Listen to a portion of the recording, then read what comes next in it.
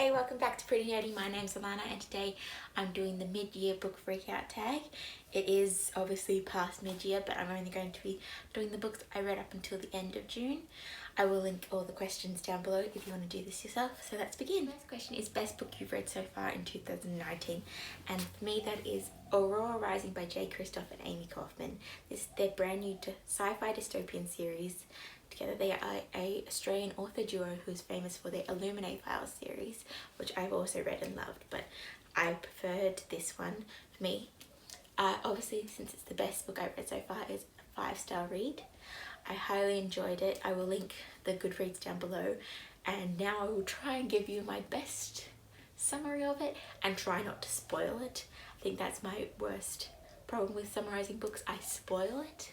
So yeah, this book is about a group of teenagers in a space academy, and the main leader is Ty, and he wants the best squad ever. He's the best the academy has, but unfortunately he gets stuck with some less desirable people in his squad. The odd ones out, the cocky diplomat with a black belt and sarcasm, a psychopath scientist with a fondness for shooting her bunkmates, a smart-ass tech with the galaxy's biggest chip on his shoulder, an alien warrior with anger management issues, and a tomboy pilot who's totally not into a squad leader, in case you were wondering.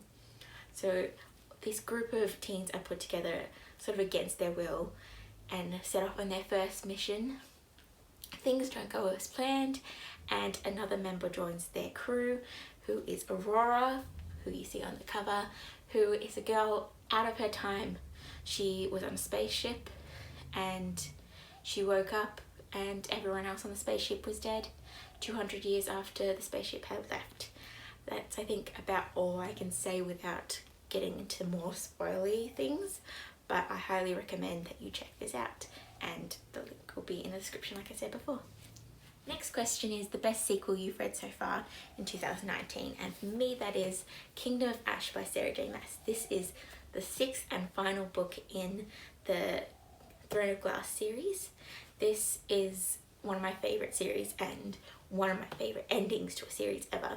As you can see, it is quite a decent size and it took me a long time to read, but I'm so glad I finally finished this series. I so love this series so much that I wanted to finish it but didn't want it to finish, so that's why it took me such a long time to read. Since this is the last book in the series, I won't give you the synopsis for this. I will give you the synopsis for the first book in the series, which is Throne of Glass. This is about a girl named Selena Saradothian.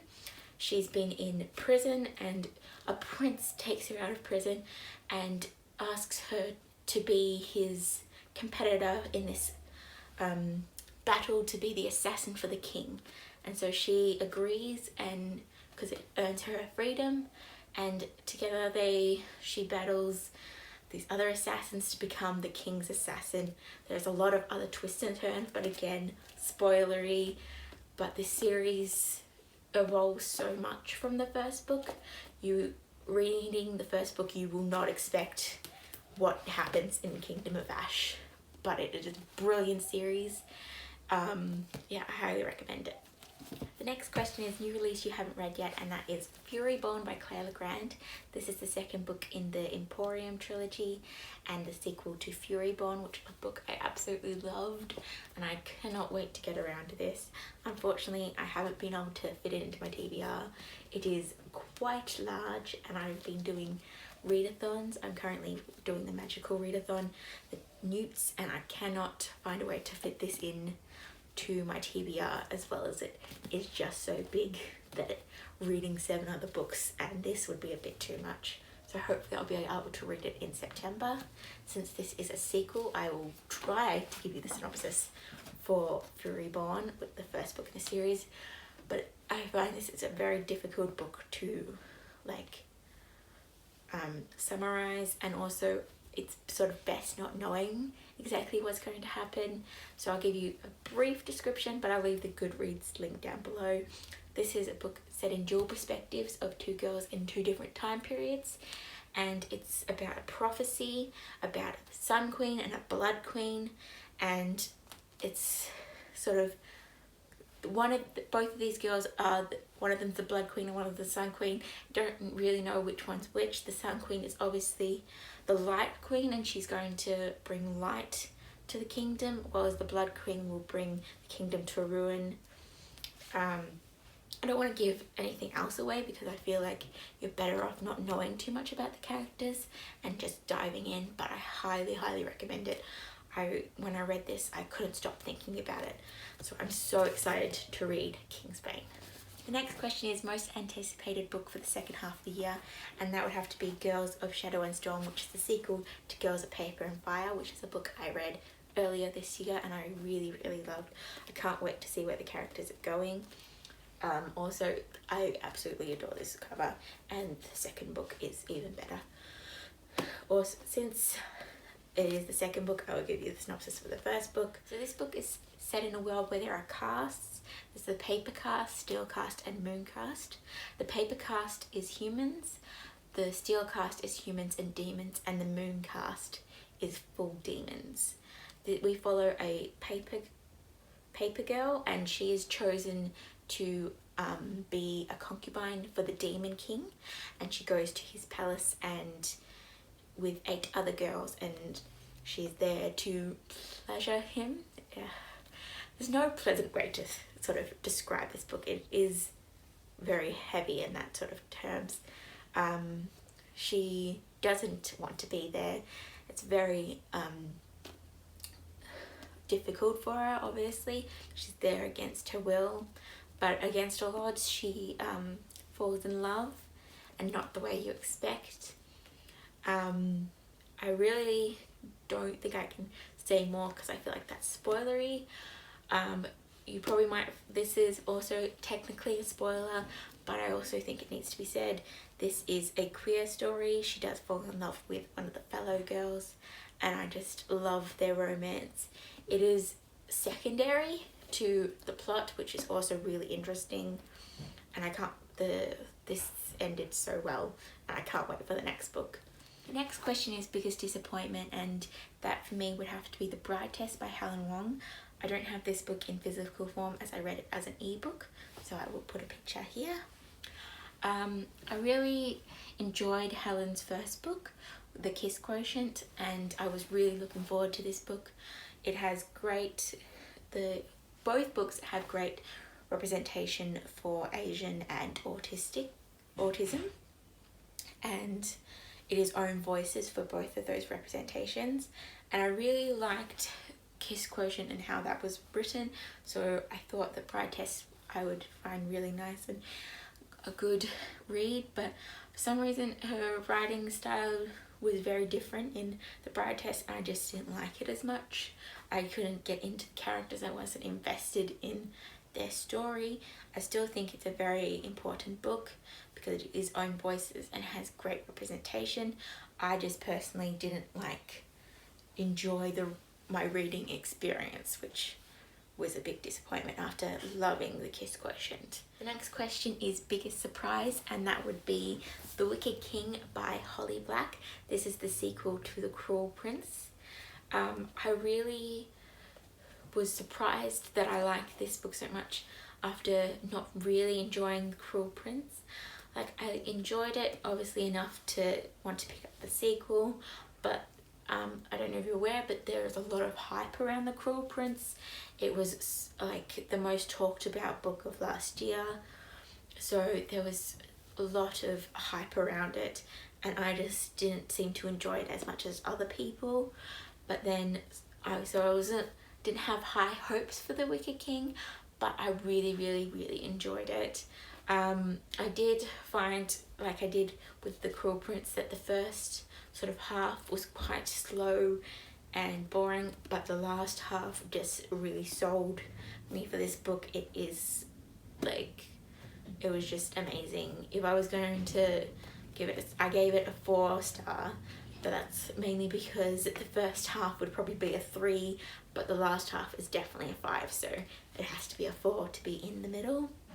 Again, since this is a sequel, I will give you the synopsis for the first book, The Cruel Prince. I will also link both books down below.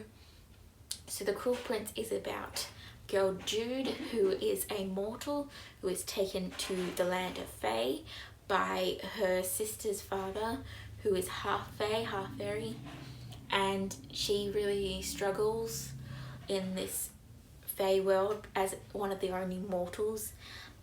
She's really hated, but she's a real fighter, and like that's what her stepfather has taught her to do, taught her how to fight. And it follows a complex sort of political plot, and besides that I don't really know how to describe it. It is quite sort of morally grey. All the characters are morally grey, including the main character. Everyone's sort of not nice. No one's really nice in this book, which I think is one of the reasons why I didn't particularly like The Cruel Prince. I prefer to really like the main character, and Jude is not the most likable, but I did get used to her in The Wicked King and got more of her, that she's a morally grey character, and started to enjoy that more. So yeah, I will link those books down below. Next question is favourite new author. This is either a new author to you or a debut of this year. For me, it is a new author to me, and that would be Sally Thorne, the author of The Hating Game and 99% Mine. I just adore Sally. She is gorgeous. She is both a fantastic writer and an amazing person. She created a read-along for The Hating Game in anticipation for 99% Mine on Facebook, and she joined in, and it was just, I had so much fun reading The Hating Game, which was a brilliant book, but I really enjoyed getting to talk to the author about it.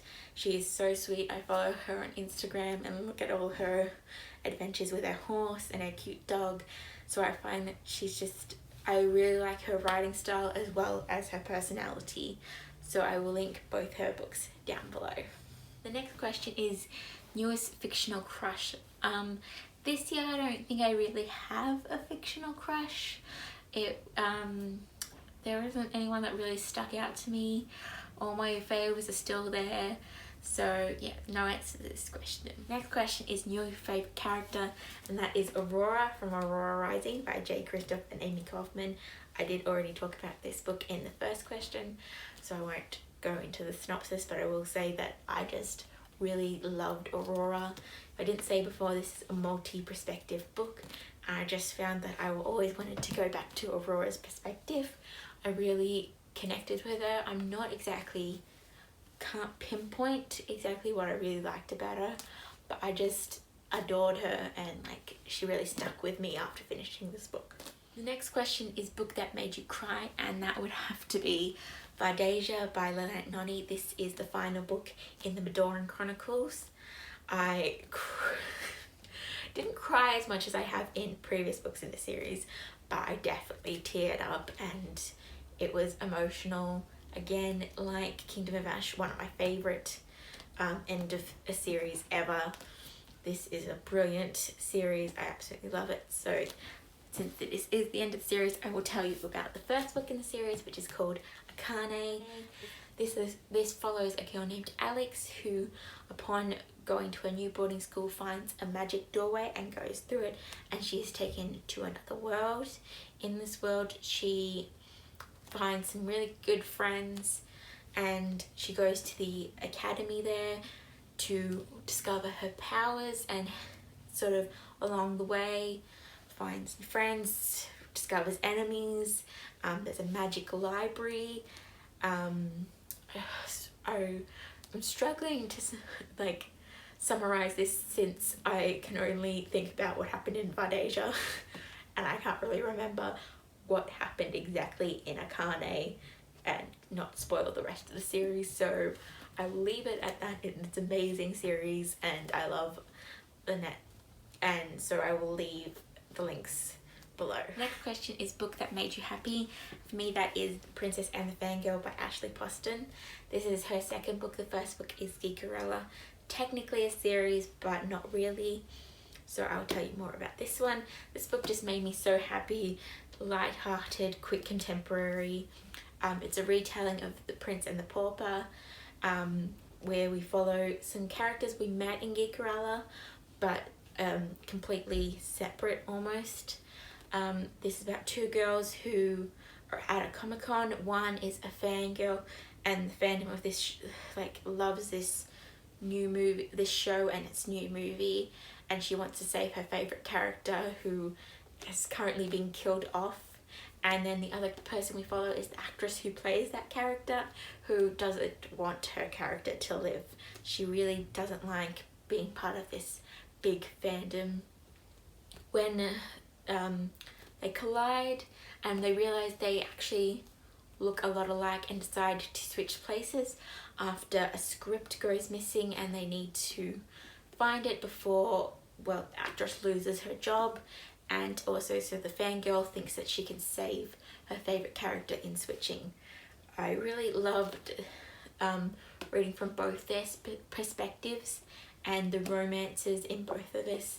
This has a queer romance, was really cute, and I think it's just a really cute book, and I loved it. The next book is Most Beautiful Book You Brought This Year, and that, without a doubt, is The Queen of Air and Darkness by Cassandra Clare. This is the third book in the Dark Artifices series, which is her third series in the Shadowhunter world.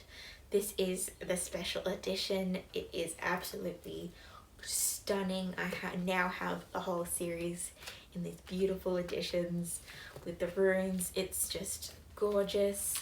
I'm pretty sure, yes, it has a signed stamp, not actually signed by her, but I do have the original hardback signed by her. But yeah, this is just a gorgeous edition. I love that I now have the whole Dark Artifices in this series. Usually this would be up here displayed, but obviously it's here now. It's just gorgeous. It's a massive book which I haven't read yet, which I will talk more about in the next question. So the next question is book you need to read by the end of the year, and that is Lord of Shadows by Cassandra Clare. I have had this on my TBR since the day it came out. I bought the special edition, which was hard to get, so I had to buy it early, and I still haven't gotten around to it. I love the Shadowhunter series, but I've put this series down and I haven't picked it up again. Lord of Shadows is quite big, not nearly as big as Queen of Air and Darkness, which is probably another reason why I haven't read Lord of Shadows, because I have to read this next. But these are gorgeous books. Oh, hi Tay Tay. Hi Tay Tay. This is Taylor. Hi. Okay. Nice. So hopefully I will finish these books by the end of the year.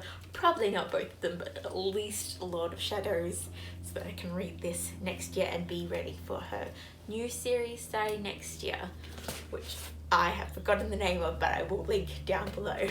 And that is the end of my mid-year book freakout tag. Again, I will leave all the questions below if you want to do this yourself, and I will see you next time. Bye! Why? Taylor, why? You're so cute. Yeah.